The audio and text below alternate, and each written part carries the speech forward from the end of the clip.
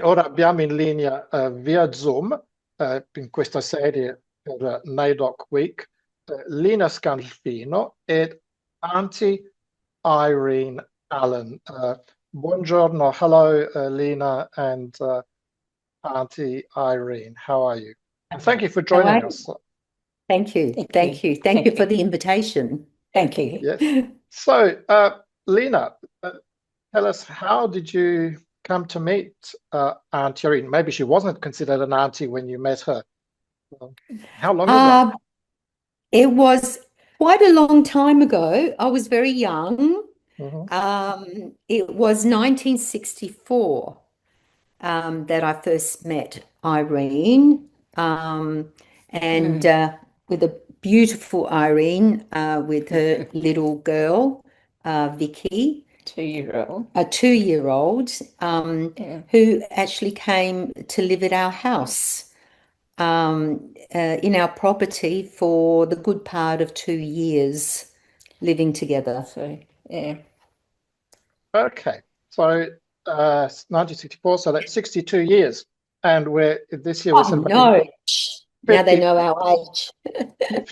50 years of NAIDOC, and that's the theme of NAIDOC Week. So let's talk about that. It's a very long-lasting Mhm.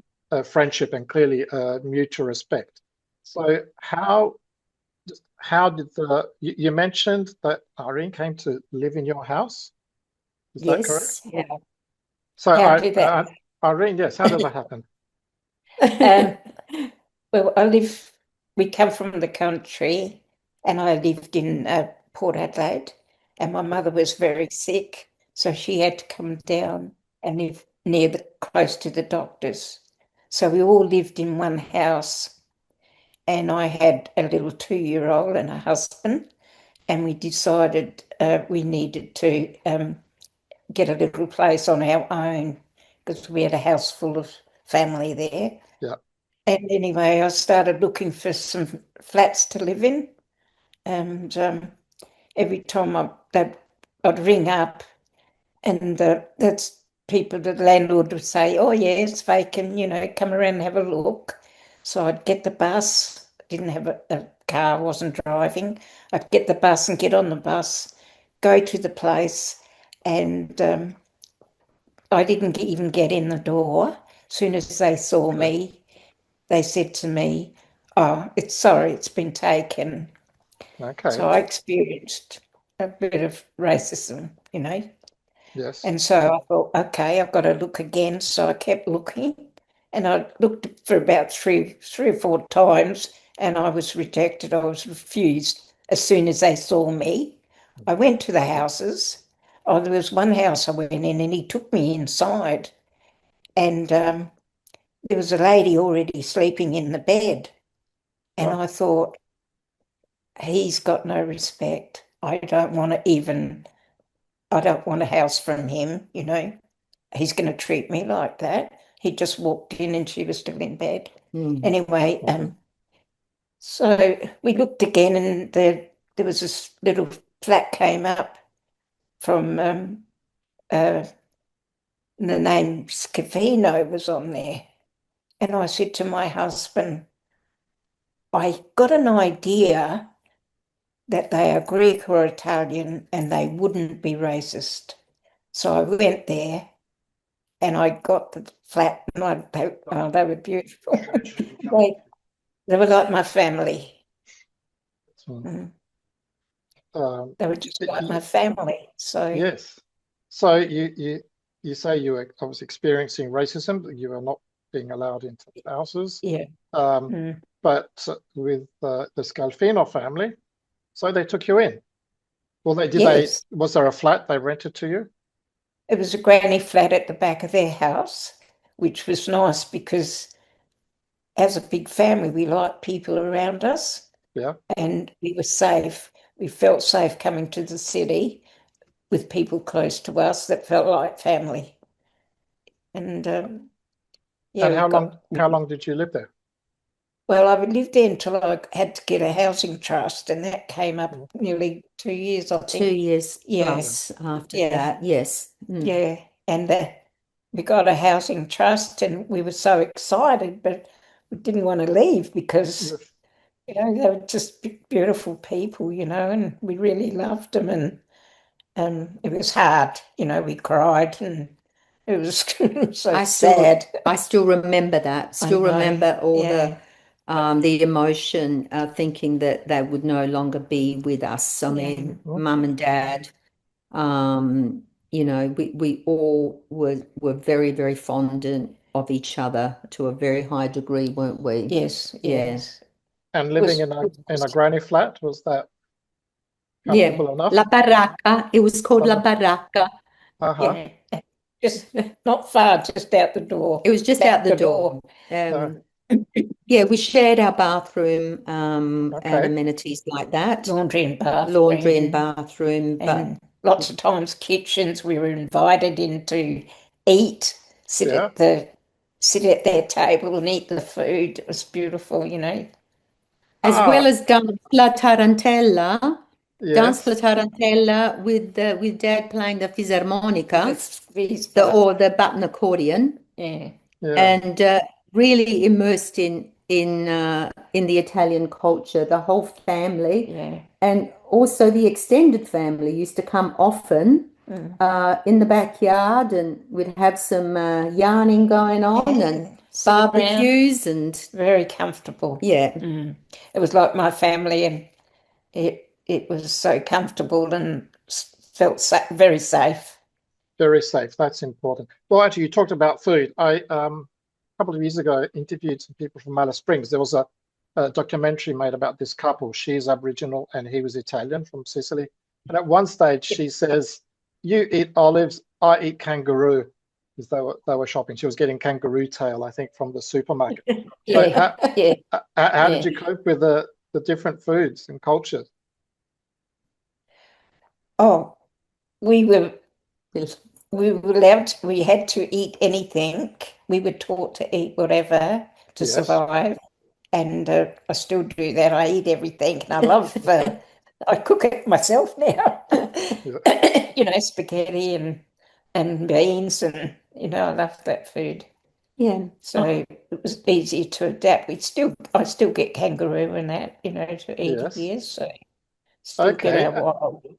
And Lina, and what bits of Aboriginal culture did you pick up through Irene?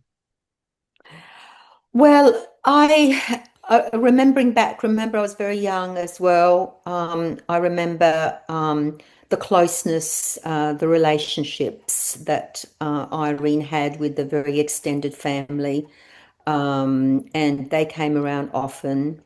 I was really touched by their, especially Irene's willingness to help me and my family. Also because Irene also showed me the ropes of how to get to town with a bus, for example, and Mum never allowed me to go anywhere on my own. She trusted me. She trusted Irene to show me how to, you know, get on a bus, and I got a scholarship for singing a long while back, and it required me to go to Victoria Square and changing a couple of buses, wasn't it, Irene? Yeah. So Irene did that. That sort of demonstrates to me how Mum trusted Irene implicitly. And I also learned about the fight that was happening, the advocacy that was going on in her family with Irene's beautiful sister, Ruby Hammond. And I had the privilege of meeting her and knowing what she did as a First Nations person, an activist. There's even a book being written about her. A book, a biography. So there was just this, there was no separation. I can't explain it other than to say that we were actually all in one family. There was no division. There was no division about things. And when we had something going, they were invited. When Aunty Irene had family coming over, we were introduced to them. And we We had my father playing the button accordion. We had Cucciolo, our dog, barking on the side and sharing all the fun. And mum cooking and dancing together. And also we had a big backyard with lots of vegetables. At that time, remember the 60s when mum and dad just had finished building that house, really. The main house, that is. And that was shared around as well. Even mum made a nice little dress for Vicky. Oh, yeah. Loved that. Beautiful, Yeah. Okay, so you mentioned activism. What areas of activism has Aunty Irene been involved in? Yeah, I loved just going out. They had grapevines everywhere, and I'd never seen that before. And it was so lovely because I couldn't believe that I could just walk out the front door and pick something to eat. And I was eating grapes, you know, they were everywhere. And it was beautiful, you know, it's like magic. And Irene, I think you knew what Aunty Ruby was doing and what she was trying to do. Yeah. You've got some good stories about that, you know. She did a lot of land rights, fighting for land rights. She was one of the persons that got the Ayers Rock. It was Ayers Rock then, and now they've changed it to Uluru. She was one of those people that got that land back to the traditional owners. She fought for that. She fought for children and the children that were taken away, welfare. She was in everything, and equal opportunities for Aboriginal people and non-Aboriginal people so that we could live the same and get a job, get wages, you know, the same. She fought for so much. And now, there's a book written about her. Yes, mentioning children being taken away, we're talking about the stolen generation. What's your connection with that? Well, I experienced the welfare coming, but they tried to take me. Yeah. But I ran away because I was at the age of 14, 15. And they wanted me, and I got to know who they were. So I'd leave the house and sit up on the hill, and this was down when we lived in the country. And I'll watch a big shiny black car come up and men getting out in their suits. And there was a woman with her suit on, 3 of them came. And then they went away. But they checked the house, they checked everything. They checked your beds, make sure you got clean sheets on. They checked your cupboards. And if you were there, they would check your hair like that, see if you've got any lice in the hair. And it was very intruding for my mother. You know, she was very nervous when they came. But yeah, when they went, I'd come back, you know, and I said to my mother, what did they want? And she said, they wanted to take you. And I said, why? You know, I haven't done anything wrong. Why would they want to take me away from you? And she said, well, that's what the government do. She didn't explain it too much because I think she experienced it when she was growing up too. She lost her brothers and sisters, and she was only 3 years old, and she welfare took them, and she never saw them again. Yeah, and so I imagined you would know other children that might have been taken away. Yes, yeah. Antonio, Irene has said to me over time too, is that, you know, the welfare would come and try and find something that wasn't right. So that was the reason then they would have at the time to do what, that was one of the reasons or some of the reasons that they used about everything had to be just right, didn't it, Aunty Irene? Well, they with the did. house and Oh, yeah, yes, they yeah, looked for things, but yeah.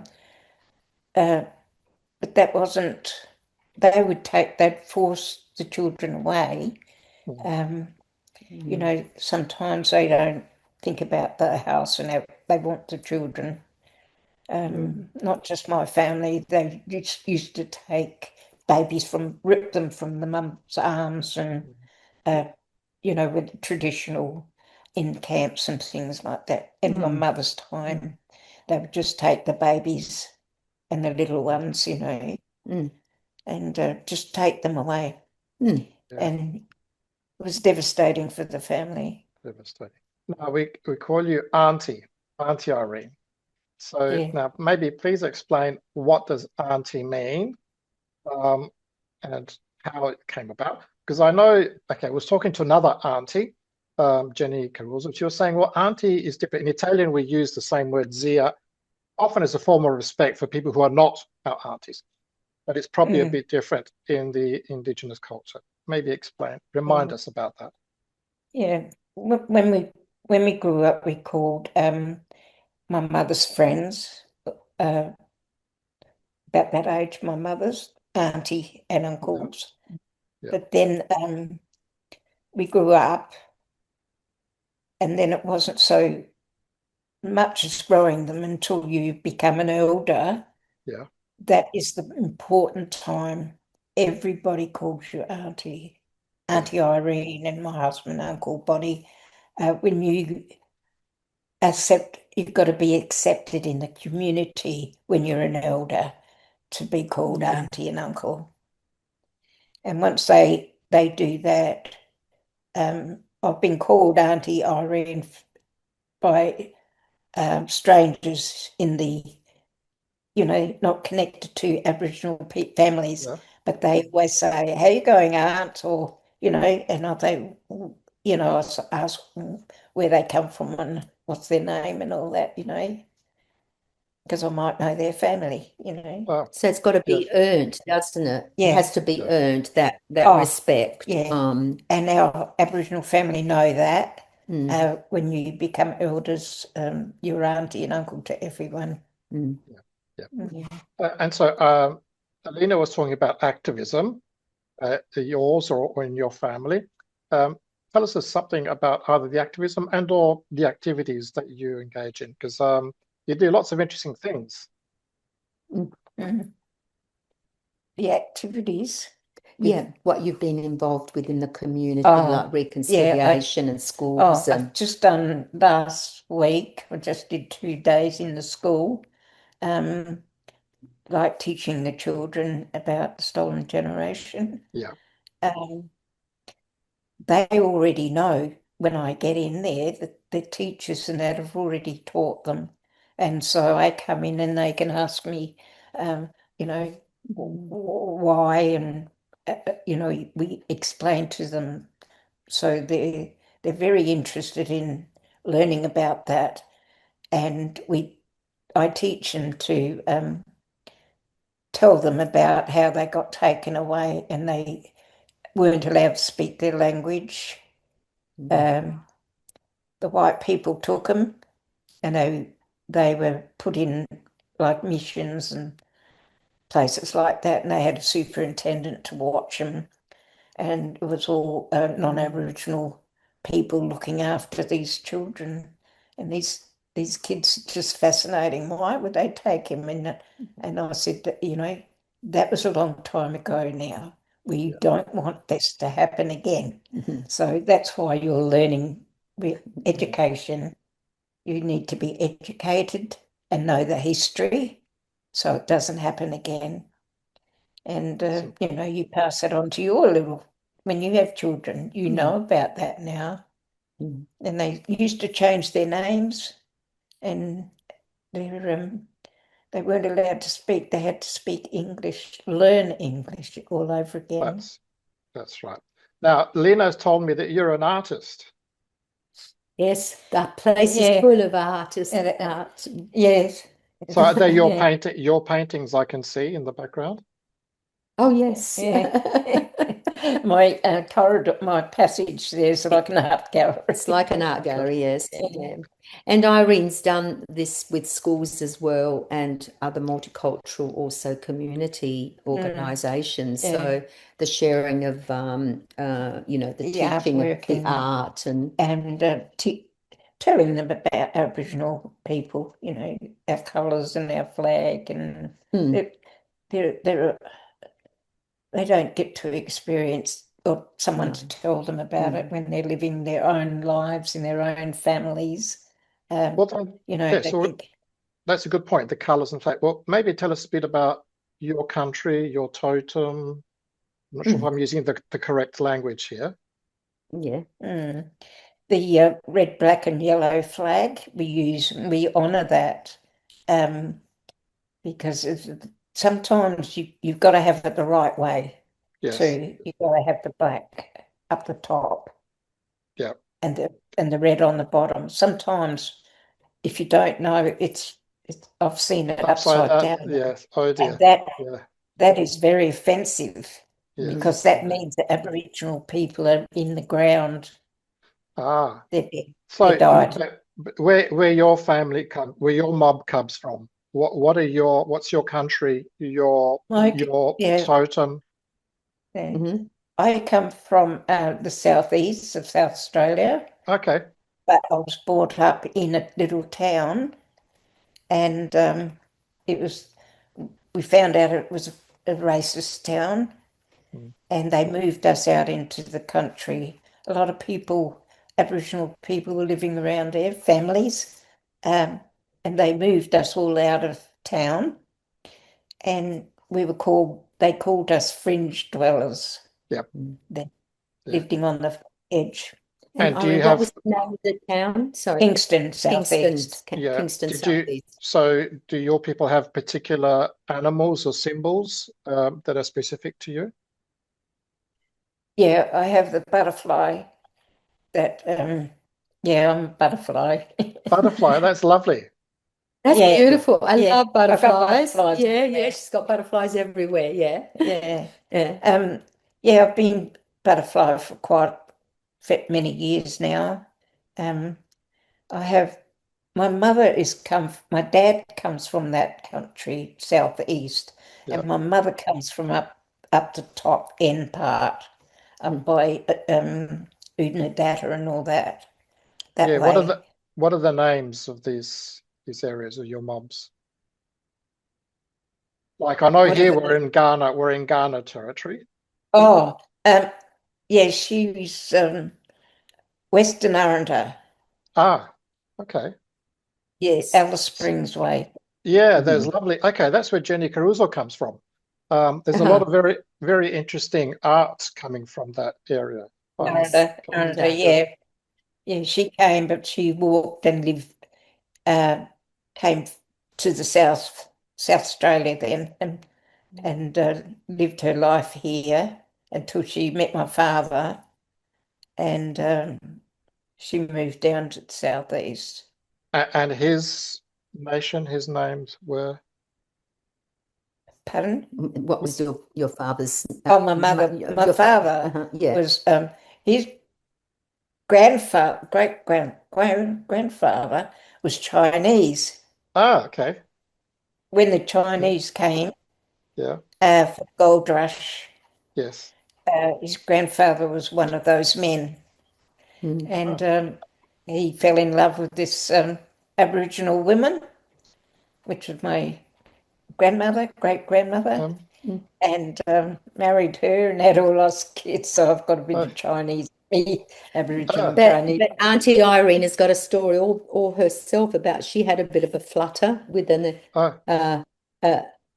Italian. Young when I was young. When you were young. Yeah, he was lovely. Tell that story. I think it's a nice one. I was about 17, I think it was. Yeah, it was. And I met this Italian young man. He was come on his own. He had no family, and he'd come for work.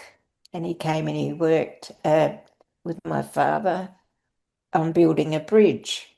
Well, and then we got to know him. I used to go into town because I used to drive then, and I used to go in there and meet him. His name was Giuseppe.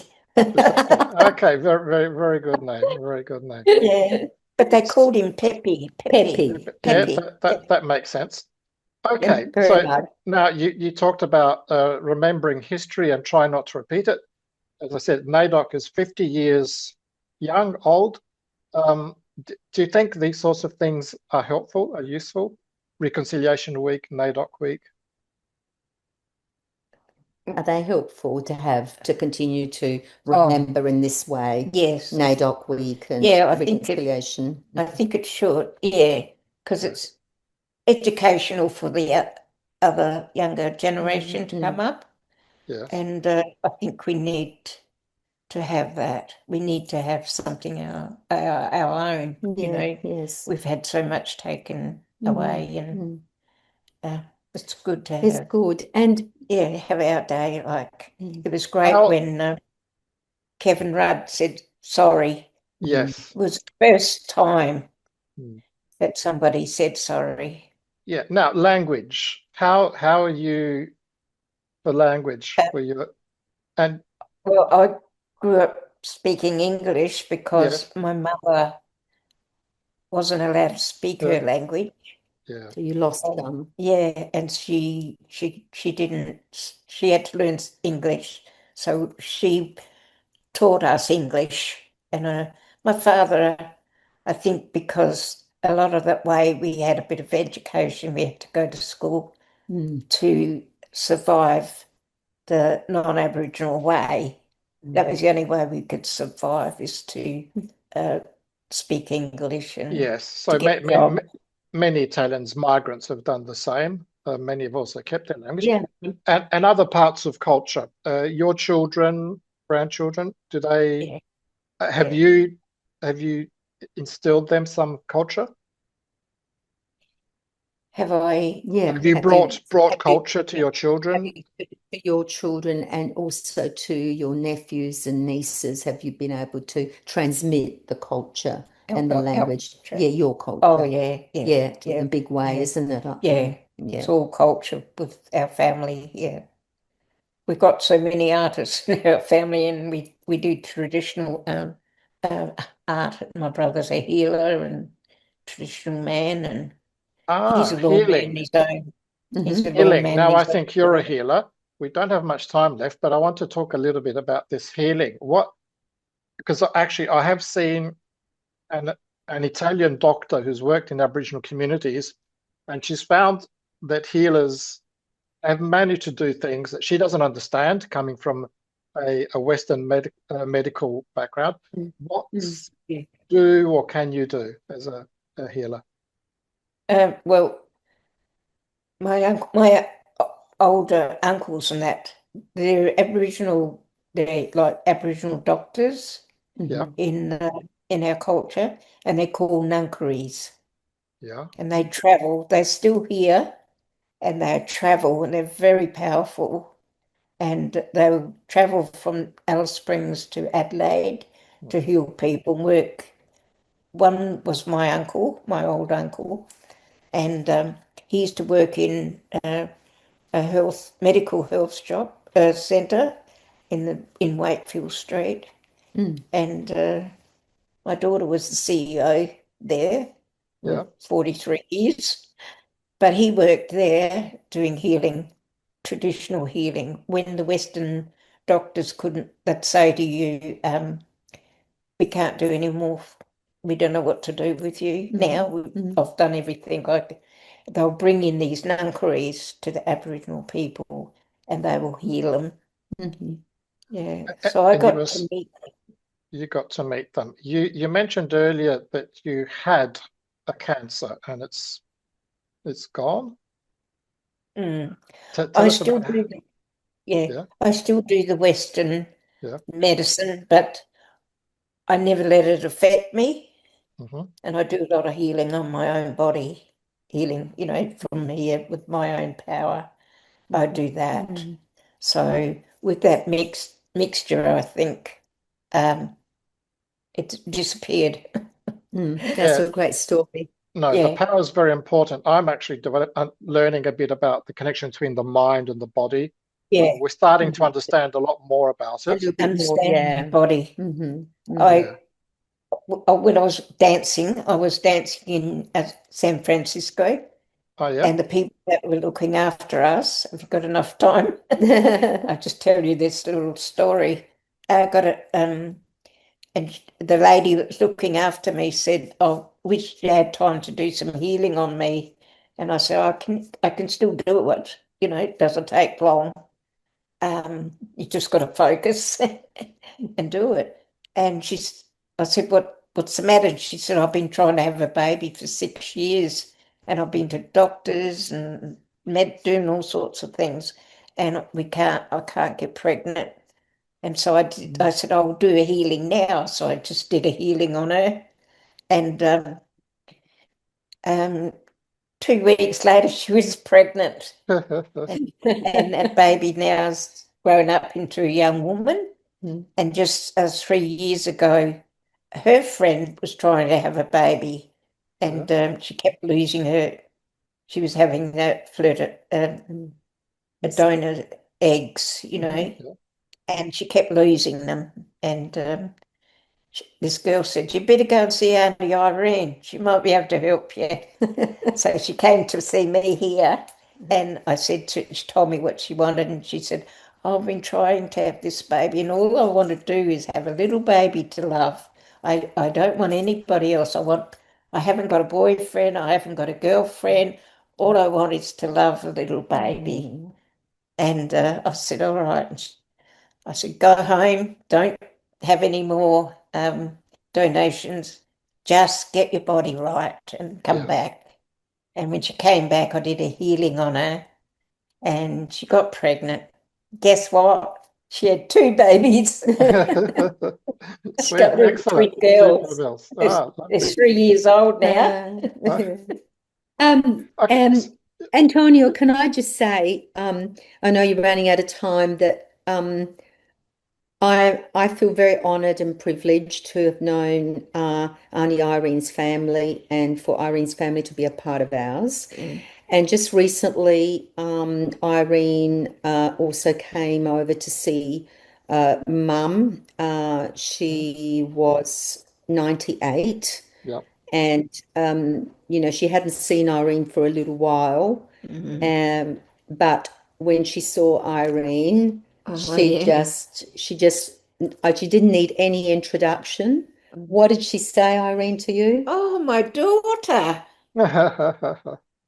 Oh, beautiful. Yeah, that's right. You know, we just My cried. daughter, my Irene. So at 98, Mum sat there with Irene and recounted again some of those stories that Wouldn't let me go. She wouldn't let me she go. wouldn't, She would she? hugged me. Yeah. She wouldn't let me go. It was Yeah. beautiful.